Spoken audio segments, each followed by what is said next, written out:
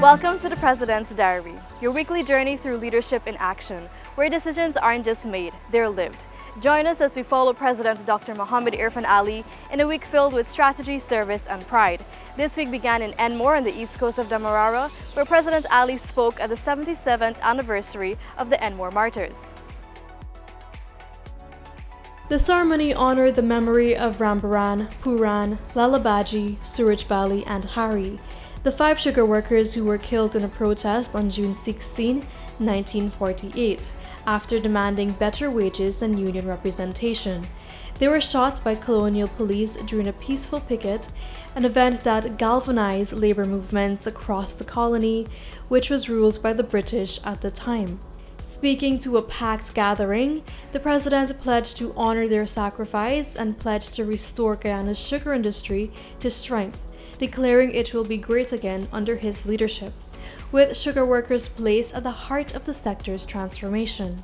Mechanization is being rolled out, not to replace people, but to support operations in the face of labor shortages. And let me be very clear, we have already said to the union, we want to sit down with you and discuss how the workers can be owners of this mechanization process. How we can make the workload lighter for the workers. How we can make the condition of work better by allowing the workers to be owners in the plantation and to be part of the revival and ownership of sugar in Guyana.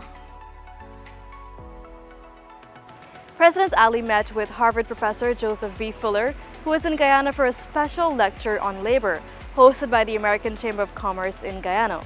Professor Fuller, who specializes in labor management and the development of labor markets in advancing countries, was accompanied by AmChan's Vice President, Shan Nokto. On Thursday, President Ali met with a group of young Guyanese professionals at State House. The professionals, drawn from various sectors, have been working together through a project management, quality control and health, safety, security and environment HSSE company called Coach Inc. Discussions focus on the company, its role, and business and development opportunities in Guyana. On Friday evening, President Ali gave the feature address at the commissioning of the World Trade Center in Georgetown.